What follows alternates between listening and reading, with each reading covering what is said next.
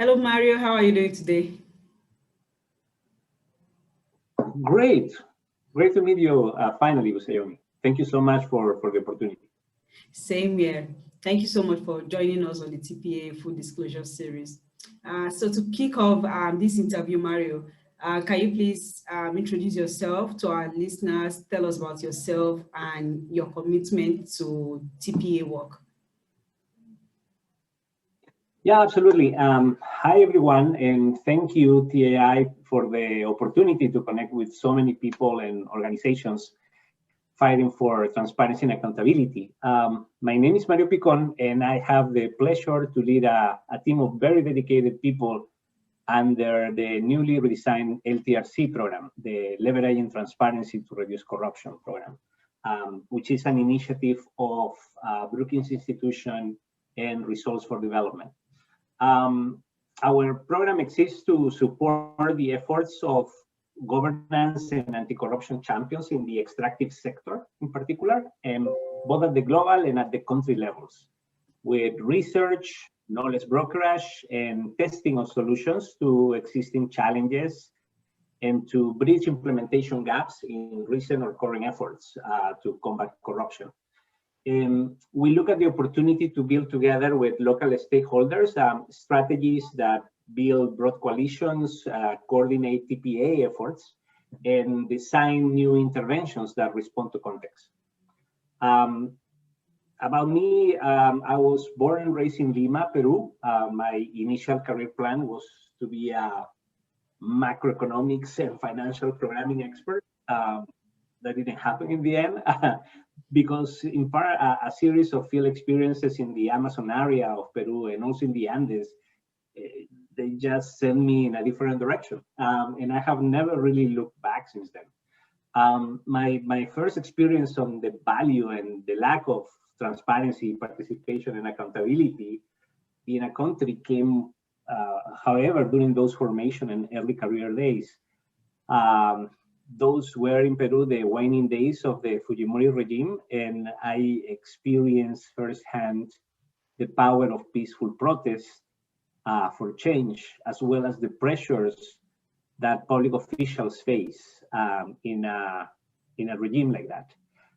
One of my first jobs involved actually producing the official unemployment figures at the Ministry of Labor. The first time I crunched the numbers, I still remember very clearly, no matter what I did, the figures were completely different, larger than what the most recent official ones were. You think actually that is your fault, that you have done something wrong. But soon I understood that that didn't matter really. The final figure was to be reported as official had already been decided at a higher level. So we actually reported the correct figure, but still, I mean, like the one that is published is a different one. So those kind of pressures that many people face that are willing to do good job in the public sector, but they just face this particular push from within precisely, and not being able to do their work in an open and transparent manner. My work in transparency, participation, and accountability has actually given me the opportunity to learn and hopefully help extraordinary women and men in several countries. I always remember those first experiences and understand the difficult circumstances in which those champions work. Oh, awesome. But Mario, before we move on, you mentioned that you did number on population when you were starting, and then it didn't work. The figures weren't the same as the official figures. So how did you go about, I won't say exposing, but making this known? What did you do about it when there are conflicting figures, when you discovered that the official figures was different from what it should be? Yeah, absolutely. And I still remember it. I actually talked to my boss at the time. She was a wonderful woman. She was the head of the research office of the ministry. And at all points, actually, she was expecting me to bring the right numbers, right? And at all points, she said, like, well, we'll report the right numbers to to the top, and let's see what they say. And exactly what happened, and what had been happening before I arrived too, with my predecessor and with other people, right? They simply reported different numbers. So what my boss told me at the time was very clear, and it still is with me to this day. Um, well, this is what they have decided to do. That's what was going to be printed, but we're going to spread the word. So then you find other channels, your colleagues, friends, professors. At that time, there was no Twitter. Now it's much easier. So there are ways to do it. Of course, there are always risks to do that. And we have to be sensible to that, even today. Oh, yeah. Thank you so much for explaining that. And I remember when you were speaking, explaining how you got started, you mentioned something about collaboration. So how important is collaboration among field actors? I mean, people working in TPA field. How important is collaboration to the work you do around open governance, for instance, and the future of natural resource governance? Well, collaboration has made and makes a difference every single time, particularly when you have to deal with such a difficult, complex issue like corruption is. Collaboration is probably the single most important factor in building a promising strategy or a set of solutions to combat corruption through transparency, participation, and accountability. In my case, in the kind of work that we do, we deal with amazing people leading amazing initiatives with much more knowledge of the country and of the problems they are tackling than us. But because they are experts in what they do and using the tools and means they master, they may sometimes miss that perspective from a different stakeholder that can truly be a game changer in terms of their organization's impact. So we see that organically, many of these organizations collaborate and join forces. Like the only thing that we try to do in a way is to facilitate that, help those connections also with knowledge, helping them with the opportunity of testing new approaches, right? Like, or complementing some gaps that may exist in previous efforts. We provide, in this sense, and foster a space for sharing perspectives on common challenges and for building broad coalitions of change. We do this at the country level, and now we are actually attempting to do the same at the international level. Maybe a couple of examples, if you're okay with it. Oh, yeah. For example, in Mongolia right now, we foster a dialogue between organizations with different expertise and stakes around the issue of beneficial ownership. And we together came out with a more systemic view of the problems that exist with current strategies. We were looking at we look precisely at the ecosystem for beneficial ownership in Mongolia and identify entry points to tackle persistent challenges within it. In Nigeria, for example, one of our partners will have a chance to enhance its community level messaging strategy thanks to a collaboration with us and a network of NGOs. And at the international level, our recent dialogue on the future of natural resource governance is leading us to emerging partnerships on issues such as energy transition and the role of investors in promoting good governance in extractives. Collaboration builds better perspective and potentially a stronger push for common objectives. Awesome, that's great.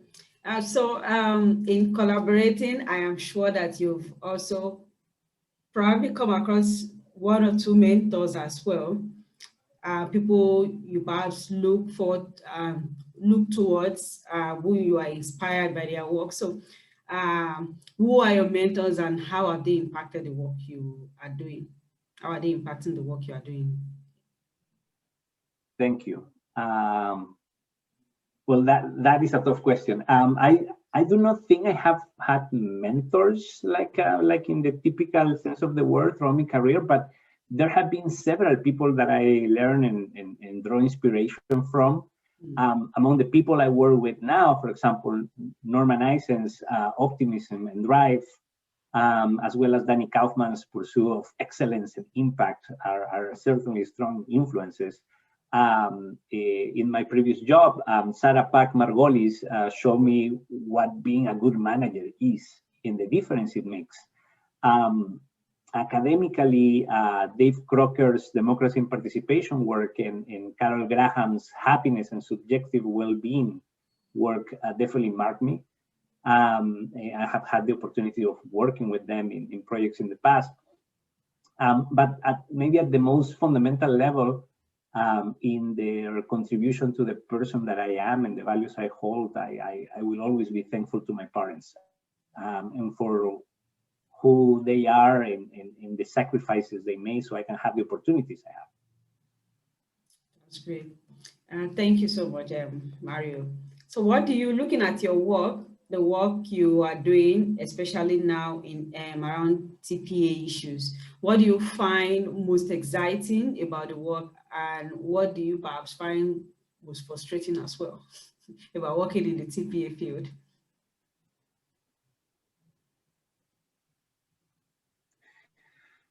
Well, I have to say that first of all, like what I found very exciting and motivates me a lot is the energy, the drive of the stakeholders involved in efforts to fight corruption, to prevent corruption, motivates us, not only me, but the team every day. And I speak of everyone from the small and local NGO to the international players or coalitions. I am also excited at the opportunities lying ahead for the field. We are learning from the shortcomings of the past, of the need to go beyond atomized interventions and programs. We as a community, I feel that we are bringing a much needed wider perspective on the issues that TPA, transparency, participation, and accountability tries to address, and of the immediate outcomes pursued, like service delivery, prevention of corruption. And I would say, most importantly, of the need to coordinate efforts from the grassroots and from above to achieve larger impact. Now, in terms of what frustrates me, I'd rephrase it to say that we as a community face a few very difficult challenges. First is apathy, lack of trust from many people in the possibility of things to change. And that is hard to overcome, but it's fair too, because it's consequence actually of a history, right? Of what people have seen in the past. Like, and we're talking about like the possibility of change, let alone in the effectiveness of a transparency intervention or the promise of effective accountability. And this lack of trust undermines any effort that we as a community make. But we must accept it as a consequence of an environment where precisely TPA have not been the norm. Now, the second is that we need at all levels to have sort of like a change in the way we understand transparency, participation, and accountability, and even in what we're trying to achieve concretely. I mean, like, transparency is not the goal, it's a means, and with progress that may be fragile. Transparency is not achieved through a law, a regulation, or a registry, but with the triumph of a culture of accountability, where citizens are engaged and there is progress towards an ecosystem that makes TPA benefits tangible and sustainable. And that's the thing, and there has to be an effort every day to just gain ground, to build that culture. It takes time, but I truly believe that it's worth the effort. That's good. Thank you, Mario. So looking back, Mario, if you were to advise yourself, or what do you think you wish you had known better before you start working in the TPA field? This is like a letter to your younger self, or even to a younger person who is just starting out in this field, what do you wish you had known, or what do you wish other people have at the back of their mind as they start to work around transparency, participation, and accountability issues?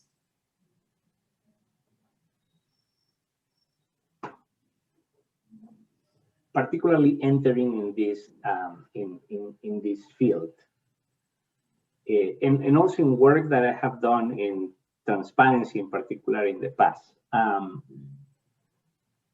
I wish I had, for example, had more close understanding, right? Even now, I don't know if I have a full understanding, right, of all the different dynamics before these transparency efforts, right, and the kind of things that they need to change. To look always at the problem of transparency, in particular, as the need of altering and building a certain ecosystem for it to have an impact. To look very much closely at context, right? Like to be more strategic and thinking politically, right? Like thinking and working politically. Now is like the kind of thing that everybody talks about and tries to implement and so. But also like using it not only to do a diagnostic of the problem. I feel that still we tend to focus too much only on the diagnostic, which is important in the first step. But then it's like, how do we use all those tools that that now exist and that now we use a lot, particularly for the diagnostic, for actually the design of the solutions, together with the people that are closer to the problems.